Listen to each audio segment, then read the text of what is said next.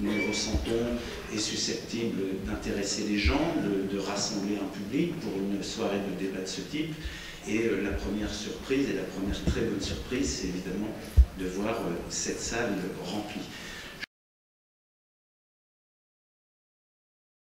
Je dis juste un mot pour ceux qui ne connaîtraient pas les 3 titres qui organisent cette soirée. Mars Actu est un site internet d'information qui a été lancé il y a maintenant 3 ans, en janvier 2010, dirigé par Pierre Dequier, qui interviendra dans quelques minutes. Le Ravi fête ses 10 ans et va publier son 105e numéro. C'est un mensuel d'information, c'est un mensuel d'enquête, c'est aussi un mensuel satirique qui est construit du reste sur une structure assez atypique quand on parle de presse et quand on parle d'indépendance de la presse, puisque à l'origine le Ravi, c'est une structure associative, c'est une association de loi 1901 qui fait beaucoup d'interventions en termes d'éducation populaire, dans les quartiers, dans les lycées, dans les écoles, dans les prisons, et qui tous les mois publie ce mensuel d'information et d'enquête. Enfin, Mediapart, c'est un site d'information qui va fêter le mois prochain ses 5 ans, qui a été créé par des journalistes. C'est un site indépendant qui donne la priorité à l'enquête, et vous en avez sans doute entendu parler ces dernières années, puisque Mediapart a sorti, a révélé un certain nombre d'affaires qui ont parfois ébranlé la République. Voilà pour cette présentation très rapide des titres. Je vous donne maintenant très rapidement le déroulé de la soirée. Il va y avoir une série d'intervenants en tribune. Ça va être la première partie qui va durer, on espère pouvoir tenir en 1 heure, et je vous donne le nom des principaux intervenants. Laurent Mauduit, Michel Sanson, Jean-Claude Roger, qui est le représentant régional d'Anticor et qui remplace Séverine Tessier, qui est terrassée par la grippe, ce qu'on regrette doublement, parce qu'évidemment, on va nous faire le reproche, et un reproche très justifié, qu'il n'y a pas de femmes à cette tribune, ce qui est parfaitement scandaleux, et nous nous en excusons. Oui. Philippe Foulquier ensuite, et Jean Caillan. Puis, donc, nous espérons tenir cette première partie d'intervention en 1 heure environ, et puis ensuite, ce sera évidemment le débat avec la salle.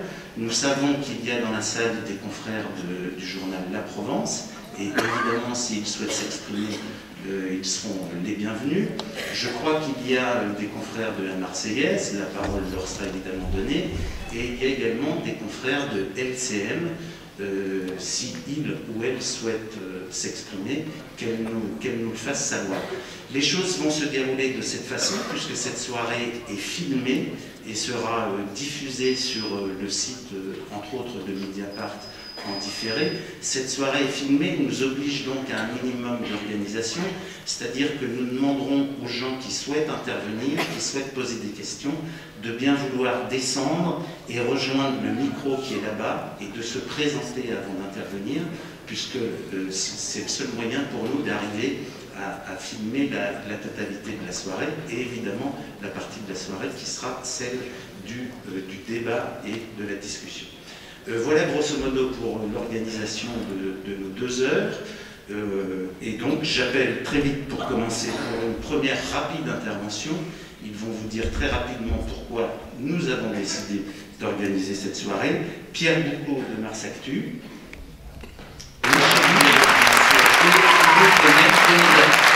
Merci.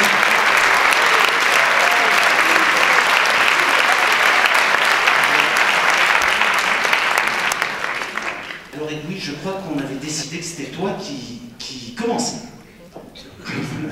Bonsoir à tous et merci d'être là si nombreux. Nous avons voulu faire avec Mars Actu et le Ravi cette soirée. Ce n'est pas pour venir en parisien apporter une bonne parole à Marseille. C'est parce que ce qui se passe ici, comme ailleurs en France, autour de la liberté de la presse, de l'information, de son intégrité, de sa loyauté, est un enjeu national. La liberté de l'information n'est pas un privilège des journalistes, c'est un droit des citoyens. Et je pense que nous l'illustrerons et que nous en débattrons ce soir. Évidemment, on pense toujours à l'indépendance à l'égard des pouvoirs politiques, à l'égard des idéologies, à l'égard des pressions. Mais nous voyons aujourd'hui dans notre monde dérégulé, dans notre monde d'ultralibéralisme, de crise économique, et en s'élissant lié à la crise économique, nous avons à l'œuvre un ennemi beaucoup plus redoutable. Cet ennemi, c'est l'argent. L'argent roi, l'argent oligarchique, du mélange des genres, l'argent des conflits d'intérêts. Si nous avons voulu faire cette réunion ce soir, c'est que le hasard fait que et l'éducation de cela depuis 30 ans. De ce parcours, c'est son choix, c'est sa vie, mais d'un parcours où l'argent, l'enrichissement, le succès, les affaires, voire l'affairisme, sont au cœur de ce projet. Et évidemment, voir Bernard Tapie comme symbole, vouloir être patron de presse, patron d'un groupe de presse qui va jusqu'aux Antilles, jusqu'au cœur de la presse quotidienne régionale, c'est évidemment un enjeu national. Autour de cette intégrité, l'intégrité de l'information.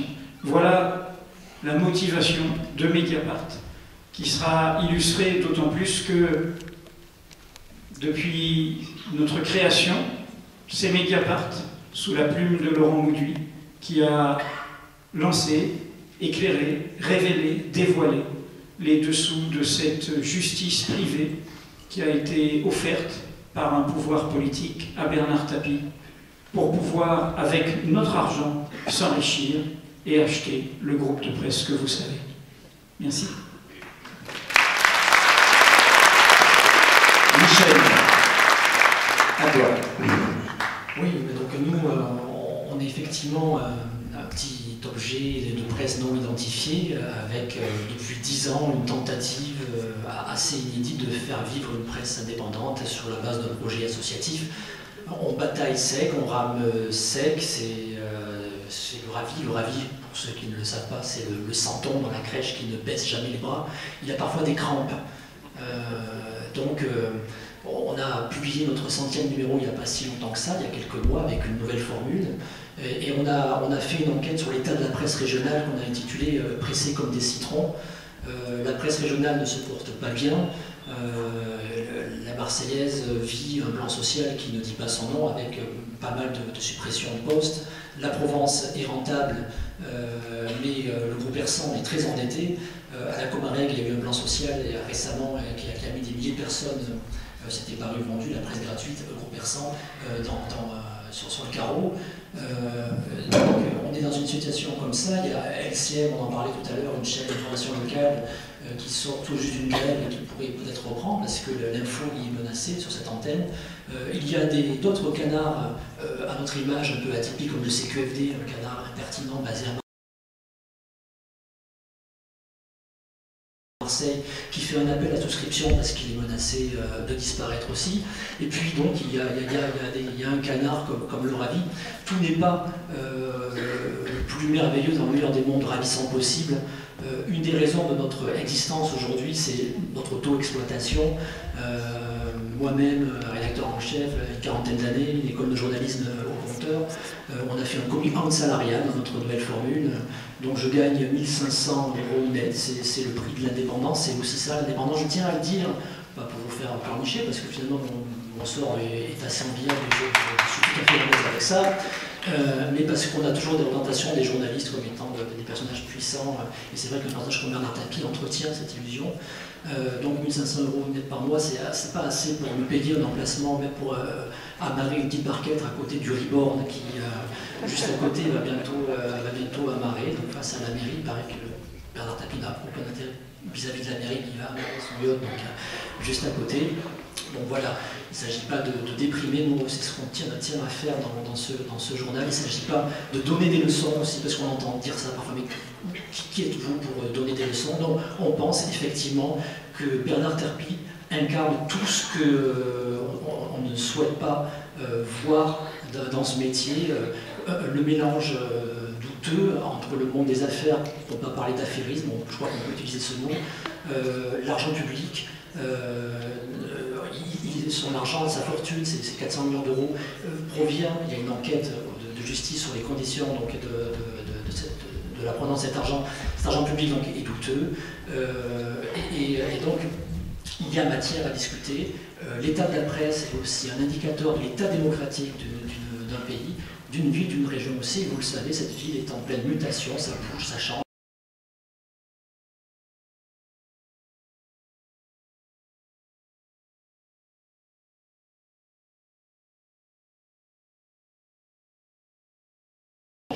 On a envie que les choses changent, que les pratiques changent, et le retour de ce personnage nous interroge. Et c'est pour ça qu'on a voulu faire ce débat ce soir.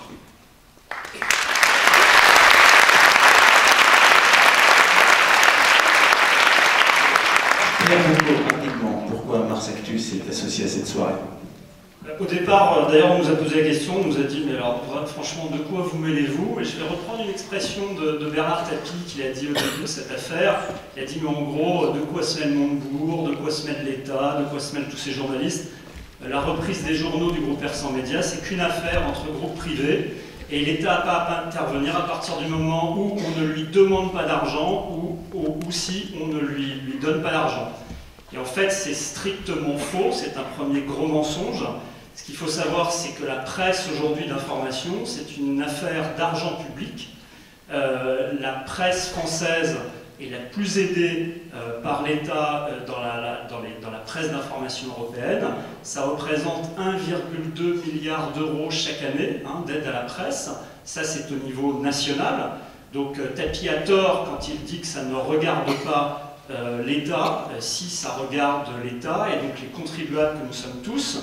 Et j'allais dire qu'au niveau local, c'est encore pire, parce que le fait que la presse quotidienne, c'est vrai à Marseille et c'est ailleurs, vrai aussi et généralement en position de monopole ou de quasi-monopole, et c'est pas faire injure à mes confrères de la Marseillaise de dire que la Provence est surpuissante ici à Marseille.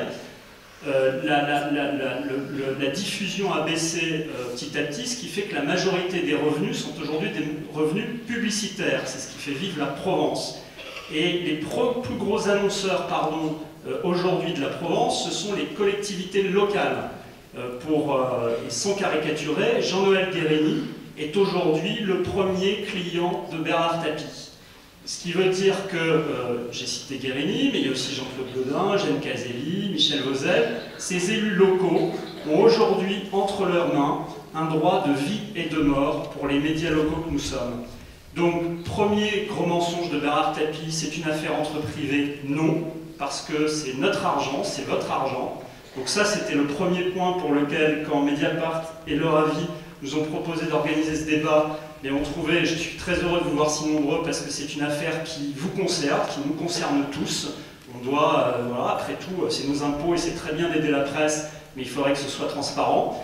Et deux, au niveau local, c'est encore plus dramatique, parce que vous imaginez bien les problèmes que peuvent poser un média qui est quand même en monopole de l'information et du marché publicitaire, à partir du moment où c'est évidemment on traitera l'information, les camps contre les uns, j'allais dire encore heureux, mais une fois que l'élection sera passée, nos journaux sont là pour faire en sorte que le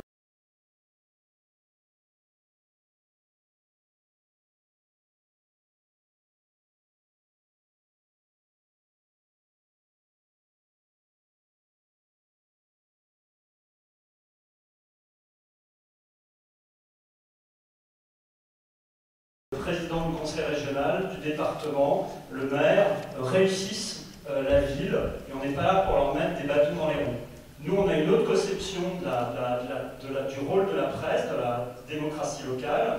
C'est un rôle, une sorte de chien de garde, d'alerte, et c'est plutôt notre rôle de montrer, de pointer du doigt les choses qui nous semblent pas aller dans le bon sens, plutôt qu'aller aider le maire, le président du conseil général, le président de la région, faire ce mandat. Donc voilà les raisons pour lesquelles on a souhaité nous se mêler quand même de quelque chose qui nous regarde tous. On n'est pas sous forme d'abonnement aujourd'hui, on n'est pas non plus sous forme... Il a racheté le groupe Persan Média, enfin, depuis qu'il est co-actionnaire à égalité avec Philippe Persan dans ce groupe. Première déclaration sur BFM TV. Votre boulot, vous les journalistes, ce n'est certainement pas de créer des contre-pouvoirs, vous n'êtes pas le pouvoir, et un journal doit être attentif à aider les élus à réussir. D'accord, ok. Au bénéfice de Bernard Tapie, accord qui permettait de lui verser 403 millions d'euros. Oui, vous avez bien entendu, 403 millions d'euros. Depuis, Laurent n'a pas cessé de documenter cette affaire qui est devenue un scandale. C'est une affaire, encore une fois, qui n'aurait jamais surgi s'il n'y avait pas eu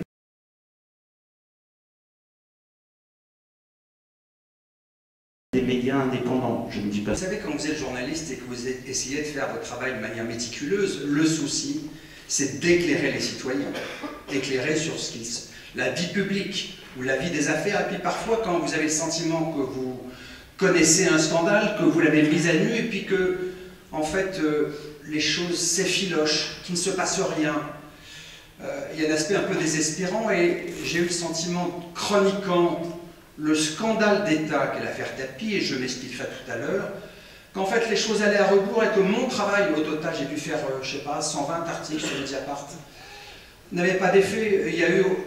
Il y a 2 ans, au total, il y avait 10 procédures judiciaires qui se sont toutes éteintes les unes après les autres, et parfois même les scoops que je sortais sur Mediapart n'avaient pas tellement d'effet. Alors c'est vrai que de vous voir ici, le fait que ça intéresse des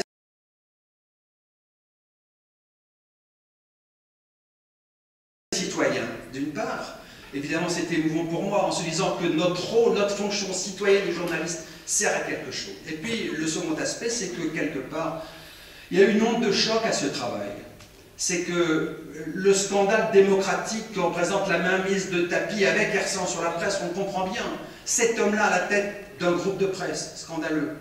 Mais cet homme-là avec cet argent-là, l'argent public, c'est un double scandale. Et donc, du coup, je me suis dit que le travail que j'avais fait était utile, et utile parce que aussi, d'un seul coup, les procédures judiciaires se sont ranimées. Moi, l'intuition, vous savez, quand on est journaliste, souvent, il y a une intuition de départ.